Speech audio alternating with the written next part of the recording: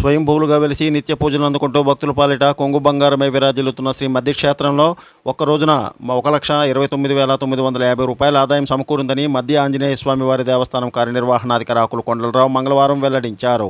ఏలూరు జిల్లా జంగారెడ్డిగూడెం మండలం గురువాయిగూడెం గ్రామ శివారులో తెల్ల మద్ది చెట్టు త్వరలో స్వయంభూలుగా వెలిసిన స్వామివారికి దేవస్థానం మంగళవారం నాడు భక్తులు పోటెత్తారు. ప్రత్యేక పూజలను నిర్వహించారు. 108 ప్రదక్షిణ చేసి తమ మొక్కుబడులను భక్తులు చెల్లించుకున్నారు. 108 సార్లు హనుమాన్ చాలీసా పారాయణాన్ని పాలగూడెం గ్రామానికి చెందిన భక్తాంజనేయ భజన మండలి నిర్వహించింది. ఈ సందర్భంగా 1500 మంది భక్తులు దేవస్థానం అన్నదాన సత్రంలో అన్నప్రసాదాన్ని స్వీకరించారని ఆలయ కార్యనిర్వహణాధికారి ఆకుల కొండలరావు, ఆలయ ధర్మకర్తల మండలి అధ్యక్షుడు కేసరి సరిత విజయభాస్కర్ రెడ్డిలు తెలిపారు. స్వామి స్ఫూర్తి న్యూస్, పశ్చిమ గోదావరి.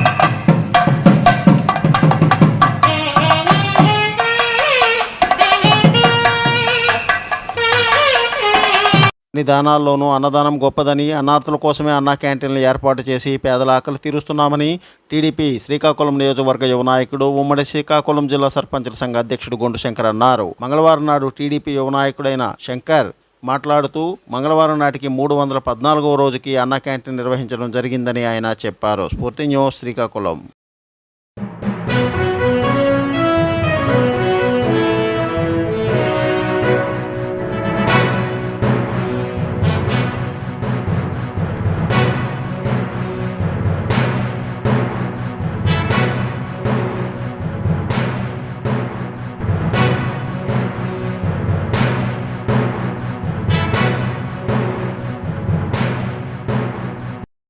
శ్రీకాకుళం అసెంబ్లీ నియోజకవర్గం పరిధిలో గార మండలం గార గ్రామంలో శ్రీ పల్లెవారి గంగమ్మ తల్లి గావు సంబరం మహోత్సవ కార్యక్రమాన్ని మంగళవారం నాడు ఘనంగా నిర్వహించారు. ఈ కార్యక్రమానికి శ్రీకాకుళం నియోజకవర్గం తెలుగుదేశం పార్టీ ఇన్ఛార్జి మాజీ ఎమ్మెల్యే గుండె లక్ష్మీదేవి హాజరయ్యారు. ఈ కార్యక్రమంలో మండల అధ్యక్షుడు లోపింటి రాధాకృష్ణరెడ్డి, ప్రధాన కార్యదర్శి జల్లు రాజీవ్, బొరవానిపేట సర్పంచ్ బోర వెంకటేష్, బూత్ ఇన్ఛార్జీలు బోర నాగరాజు, కోరయ్య గోపి తదితరులు పాల్గొన్నారు. స్ఫూర్తి న్యూస్, శ్రీకాకుళం.